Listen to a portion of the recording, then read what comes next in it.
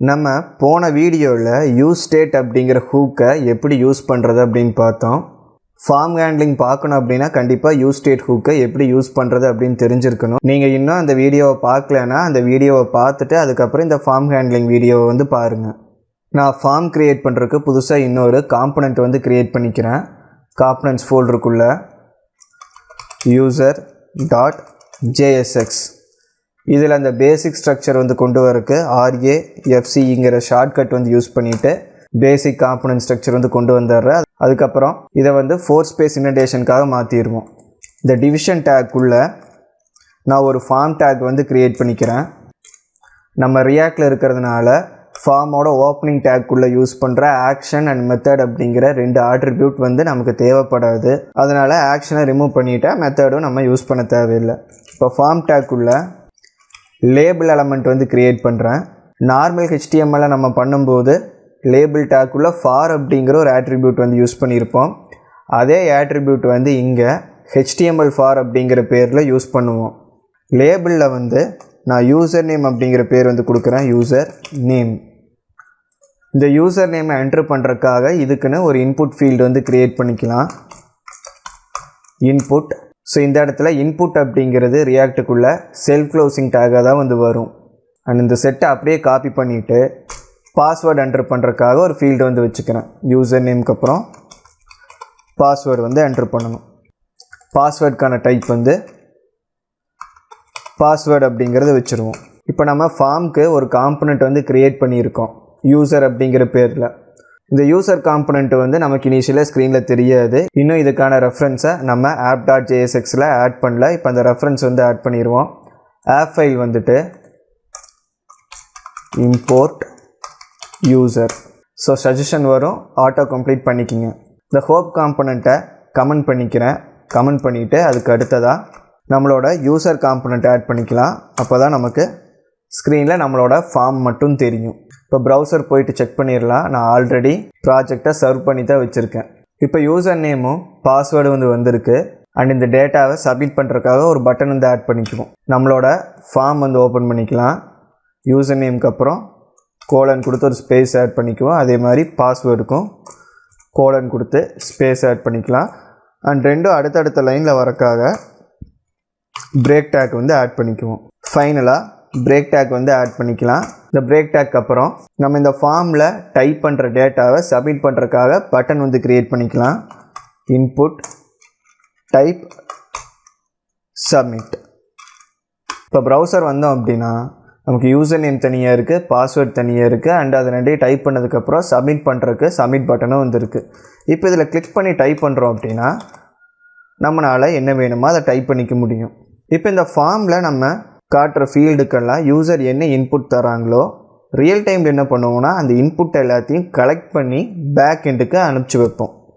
Back end அப்படிங்கிறது Django rest ஃப்ரேம்வொர்க்காக இருக்கலாம், இல்லை Node.js இருக்கலாம், இல்லை ஜாவா ஸ்ப்ரிங் பூட் யூஸ் பண்ணியிருக்கலாம். ஸோ என்ன பேக் எண்ட் வேணாலும் யூஸ் பண்ணியிருக்கலாம். அந்த பேக் எண்டுக்கு நம்ம இந்த ஃபார்மில் டைப் பண்ணுற டேட்டாவை கலெக்ட் பண்ணி சென்ட் பண்ணி வைப்போம். அப்படி நம்ம கலெக்ட் பண்ணுறோம் அப்படின்னா அந்த ஒவ்வொரு இன்புட் ஃபீல்டுலையும் யூசர் என்ன டைப் பண்ணாங்க அப்படிங்கிறத நம்ம எடுத்து தனியாக ஸ்டோர் பண்ணி வச்சுருக்கணும். அப்படி ஒவ்வொரு இன்புட் ஃபீல்ட்லேயும் என்னென்ன டைப் பண்ணுறாங்க அப்படின்னு நம்ம ஸ்டோர் பண்ணி வைக்கணும் அப்படின்னா ஒவ்வொரு இன்புட் ஃபீல்டுக்கும் ஒரு யூஸ் ஸ்டேட் வச்சு க்ரியேட் பண்ண வேரியபிளை லிங்க் பண்ணி வச்சுருக்கணும். அப்போ அந்தந்த ஃபீல்டில் என்ன டைப் பண்ணுறாங்களோ அதுக்கான ஸ்டேட் வேரியபிளில் போயிட்டு அந்த டேட்டா ஸ்டோர் ஆகிருக்கும். அப்போ எத்தனை ஃபீல்டு இருக்கோ அத்தனை யூஸ் ஸ்டேட் வேரியபிள்ஸ் வந்து இருக்கும். அது எல்லாத்தையும் எடுத்து பேக் எண்டுக்கு சென்ட் பண்ணிடலாம். இப்போ நம்ம கோடு வந்துட்டு யூஸ் ஸ்டேட்டை வந்து இம்போர்ட் பண்ணிக்குவோம். Import use state. இப்போ நம்மக்கிட்ட 2 இன்புட் ஃபீல்டு வந்து இருக்குது. ஒன்று யூசர் நேம் வாங்குறதுக்காக, இன்னொன்று பாஸ்வேர்டு வாங்குறதுக்காக. ரெண்டுக்கும் இப்போ ஸ்டேட் வேரியபிள் வந்து க்ரியேட் பண்ணிடலாம். கான்ஸ்ட் ஸ்கொயர் ப்ராக்கெட்ஸ்குள்ளே யூசர் நேம் கமா அதுக்கான setter function equal to use state.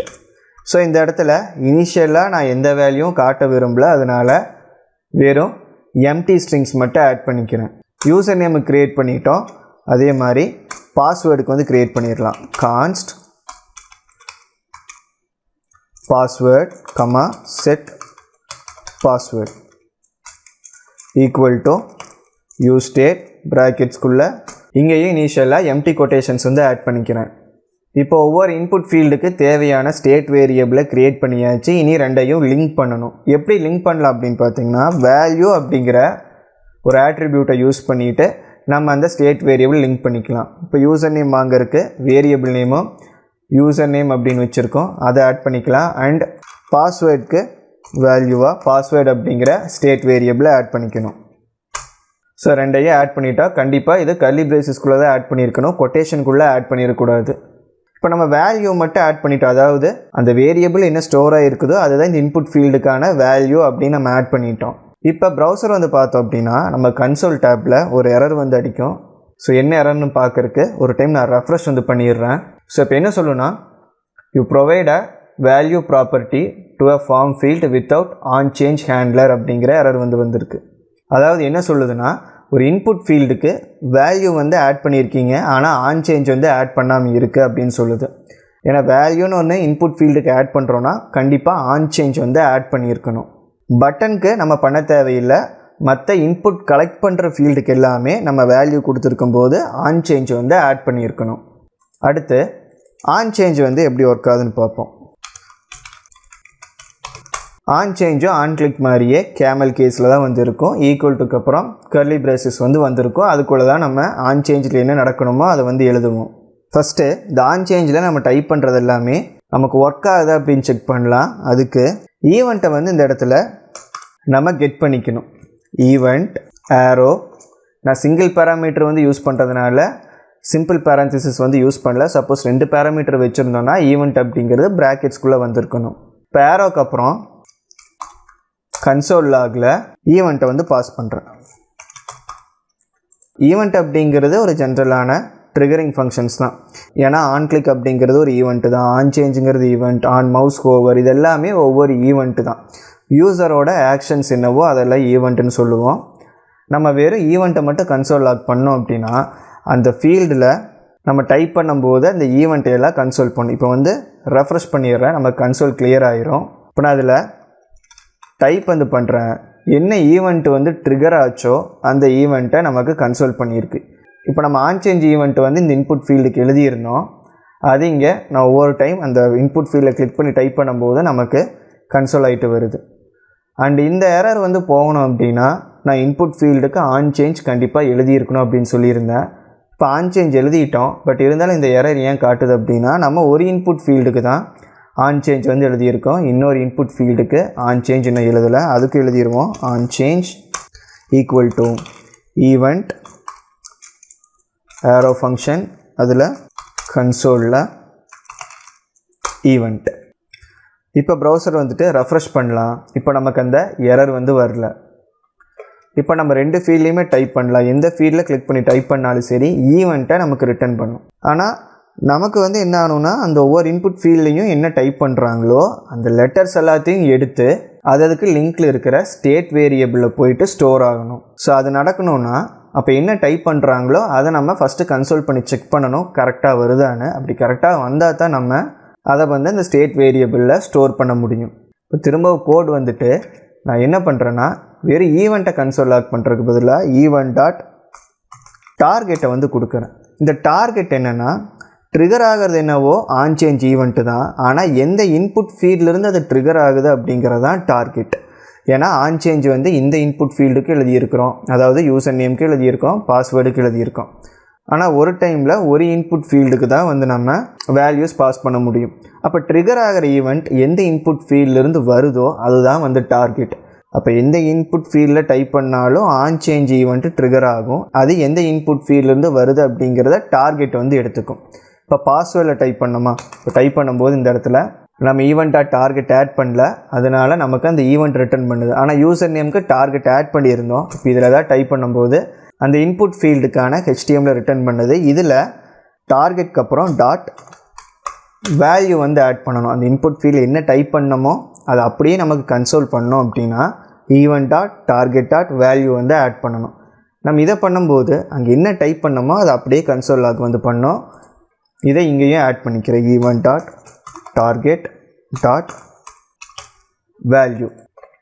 இப்போ ப்ரௌசர் வந்துட்டு ரெஃப்ரெஷ் பண்ணுவோம். இப்போ யூசர் நேமில் நான் என்னோடய நேமை வந்து டைப் பண்ணுறேன், இப்போ நான் டைப் பண்ணுற ஒவ்வொரு லெட்டரையும் நமக்கு கன்சோல் லாக் வந்து பண்ணுது. இப்போ பாஸ்வேர்டில் போயிட்டு 1 2 3 4ன்னு டைப் பண்ணுறேன், இதுவுமே வந்து நமக்கு கன்சோல் ஆகுது. ஏன் ஒவ்வொரு லெட்டரை கன்சோல் ஆகுது சேர்ந்து ஒரு வேர்டாக வந்து வரல அப்படின்னா, ஒவ்வொரு லெட்டரை நம்ம டைப் பண்ணும்போது ஆன் சேஞ்ச் ட்ரிகர் ஆகும். கரண்ட்டாக என்ன டைப் பண்ணமோ அதை கன்சோல் லாக் பண்ணியிருக்கும். பட் அந்த இன்புட் ஃபீல்டு வந்து ரீசெட் வந்து ஆகிருக்கும். அப்போ ரீசெட் ஆகாமல் நம்ம டைப் பண்ணுறதெல்லாம் சேர்ந்து ஒரு வேர்டாக வந்து வரணும்னா event.target.valueவில் வரதை ஜஸ்ட் நம்ம கன்சோல் பண்ணாமல் அந்த செட்டர் ஃபங்க்ஷனுக்கு ஸ்டோர் பண்ணி வைக்கணும். அப்படி ஸ்டோர் பண்ணும்போது தான் வந்து நமக்கு இங்கே டைப் பண்ணுறது அந்த இன்புட் ஃபீல்டுக்குள்ளேயே வந்து விசிபிளாக இருக்கும். இப்போ என்ன பண்ணுறேன்னா, இந்த இடத்துல நான் ஒரு ஃபங்க்ஷன் வந்து எழுதிக்கிறேன், யூசர் நேம் ஹேண்ட்லர் அப்படின்னு. யூசர் நேம் ஹேண்ட்லர், இதுக்கு ப்ராக்கெட்ஸில் நான் ஈவெண்ட்டை மட்டும் பாஸ் பண்ணியிருப்பேன். ஸோ இதே மாதிரி இதுக்கு ஒரு ஃபங்க்ஷன் வந்து எழுதிக்கலாம், பாஸ்வேர்ட் ஹேண்ட்லர் அப்படின்னு. அப்போ இதுக்கும் ஈவெண்ட்டை வந்து நம்ம பாஸ் பண்ணியிருக்கணும். இப்போ இந்த இடத்துல ரெண்டுக்குமான ஃபங்க்ஷன்ஸ் வந்து எழுதிக்கலாம். Const first user name handler equal to அங்கேருந்து பாஸ் பண்ண ஈவெண்ட்டை ரிசீவ் பண்ணிக்கிறோம். அதுக்கப்புறம் கர்லி பிரேசிஸ். ஃபஸ்ட்டு இந்த செட்டர் நேம் ஃபங்க்ஷனை வந்து கால் பண்ணிக்குவோம். செட் யூசர் நேம் ப்ராக்கெட்ஸ்குள்ளே event dot target dot value. அதே மாதிரி const password handler equal to event arrow function. இதில் பாஸ்வேர்டோட செட்டர் ஃபங்க்ஷன் எடுத்துக்கிறோம். செட் பாஸ்வேர்ட் ப்ராக்கெட்டில் event dot target dot value. அடுத்து ப்ரௌசர் போயிட்டு ரெஃப்ரெஷ் வந்து பண்ணுவோம். இப்போ இந்த இடத்துல நான் இன்புட் ஃபீல்ட்ஸில் என்ன டைப் பண்ணுறனோ அது நமக்கு டிஸப்பியர் ஆகாமல் அப்படியே வந்து இருக்கும். இது எப்படி ஒர்க் ஆகுதுன்னா, ஒவ்வொரு லெட்டர் நான் டைப் பண்ணும்போதும் இந்த ஆன் சேஞ்ச் ஃபங்க்ஷன் வந்து ட்ரிகர் ஆகும். அந்த ஃபங்க்ஷன் கால் ஆகும்போது செட்டர் ஃபங்க்ஷனில் கரண்ட்டாக அந்த ஃபீல்டில் என்ன இருக்கோ அதை வாங்கி அப்படியே அந்த யூசர் நேம் அப்படிங்கிற ஸ்டேட் வேரியபிளில் ஸ்டோர் ஆகும். அதே மாதிரி தான் பாஸ்வேர்டுக்கும். இப்போ இந்த மாதிரி நம்ம எத்தனை இன்புட் ஃபீல்டு வச்சாலும் சரி, அத்தனை இன்புட் ஃபீல்டுக்குமே ஒரு ஸ்டேட் வேரியபிள் க்ரியேட் பண்ணியிருக்கணும். அண்ட் அதுக்கு ஒரு ஆன் சேஞ்ச் ஃபங்க்ஷன் வந்து எழுதியிருக்கணும். அந்த ஃபங்க்ஷனில் லிங்க் பண்ணி வச்சுருக்கிற அந்த ஸ்டேட் வேரியபிளோட செட்டர் ஃபங்க்ஷனை கால் பண்ணிவிட்டு அதுக்குள்ளே event.target.valueவை பாஸ் பண்ணிடணும். இதை இந்த மாதிரி தனி ஃபங்க்ஷன்ஸ் கொடுத்து எழுதலாம். இல்லை நான் ஆன் கிளிக்கை சேஞ்ச் பண்ணி எழுதி காமிச்ச மாதிரி இங்கேயுமே வந்து நம்ம டைரெக்டாக இதை மட்டும் எடுத்து கொடுக்கலாம். ஸோ செட் யூசர் நேம்க்கு இதை எடுத்து அப்படியே ரீப்ளேஸ் பண்ணிக்கிறேன். அதே மாதிரி தான் இந்த செட் பாஸ்வேர்டையும் இங்கே ரீப்ளேஸ் பண்ணிவிட்டு இந்த ரெண்டு ஃபங்க்ஷனையும் ரிமூவ் பண்ணிடுறேன். இப்போ ஒன்லைன்லேயே நமக்கு அந்த வேலை வந்து முடிஞ்சிடும். இப்போ ப்ரௌசர் போயிட்டு ரெஃப்ரெஷ் பண்ணிக்கிறேன். இப்போ நம்ம டைப் பண்ணாலும் அப்படியே தான் வந்து ஒர்க் ஆகும். சேஞ்சஸ் வந்து எதுவும் கிடையாது. ஸோ ஃபைனலாக நான் என்ன சொல்லியிருந்தேன்னா, இந்த மாதிரி இன்புட் ஃபீல்டில் கலெக்ட் பண்ணுறதெல்லாம் அந்தந்த ஸ்டேட் வேரியபிள் ஸ்டோர் பண்ணியிருப்போம். சப்மிட் பட்டனை கிளிக் பண்ணும்போது அந்த டேட்டாவை எல்லாத்தையும் கலெக்ட் பண்ணி நம்ம பேக் எண்டுக்கு அனுப்பிச்சி வைப்போம் அப்படின்னு சொல்லியிருந்தோம். இப்போ நம்ம பேக் எண்டுக்கு அனுப்ப போகிறது இல்லை, ஏன்னா இன்னும் எந்த பேக் எண்டு கூடயுமே நம்ம அப்ளிகேஷனை கனெக்ட் பண்ணல. பட் அந்த டேட்டாவில் எப்படி கலெக்ட் பண்ணுறது, கலெக்ட் பண்ணிவிட்டு அதை கன்சோல் எப்படி பண்ணுறதுன்னு மட்டும் பார்ப்போம். இப்போ இந்த இடத்துல ஒரு ஆன் கிளிக் ஃபங்க்ஷன் வந்து எழுதிக்கிறேன். இந்த பட்டன் மேலே கிளிக் ஆகும்போது நம்ம கலெக்ட் பண்ண டேட்டாவை எல்லாத்தையும் கன்சோல் லாக் வந்து பண்ணணும். ஸோ யூசர் டேட்டா அப்படின்னு ஒரு ஃபங்க்ஷன் நேம் வந்து கொடுத்துட்றேன். இப்போ இந்த ஃபங்க்ஷனை வந்து இங்கே மேலே எழுதிக்கலாம். Const user data equal to empty brackets arrow function. இப்போ நம்ம இன்புட் டைப் வந்து சப்மிட் கொடுத்தாலும் சரி, இல்லை இன்புட் டைப் வந்து பட்டன் கொடுத்தாலும் சரி, அந்த பட்டன் மேலே நம்ம கிளிக் பண்ணும்போது பேஜ் வந்து ரீலோட் ஆகும். இப்போ ரெஃப்ரெஷ் பண்ணிக்கிறேன். இப்போ இந்த சப்மிட் பட்டன் மேலே கிளிக் பண்ணுறேன். இந்த இடத்துல பேஜ் ரீலோட் ஆகிறது தெரியும். நீங்கள் நல்லா அப்சர்வ் பண்ணிங்கன்னா பேஜ் ரீலோட் ஆகும். அதே மாதிரி கன்சோலும் ரீலோட் ஆகிறது வந்து உங்களுக்கு தெரியும். ரியாக்ட் அப்படின்னாவே நம்ம சிங்கிள் பேஜ் அப்ளிகேஷன் தான் பண்ணுறோம். சிங்கிள் பேஜ் அப்ளிகேஷனில் எந்த இடத்துலையுமே வந்து பேஜ் வந்து ரீலோட் ஆகவே வந்துக்கூடாது. அப்போ இந்த இடத்துல பட்டன் மேலே கிளிக் பண்ணும்போது ரீலோட் ஆகிறதுனால இதை நம்ம ப்ரிவெண்ட் வந்து பண்ணணும். எப்படி ப்ரிவெண்ட் பண்ணலாம் அப்படின்னா, மறுபடியும் கோடு வந்துட்டு இந்த ஃபங்க்ஷனை கால் பண்ணும்போது ஈவெண்ட்டையும் சேர்த்து பாஸ் பண்ணிக்கணும்.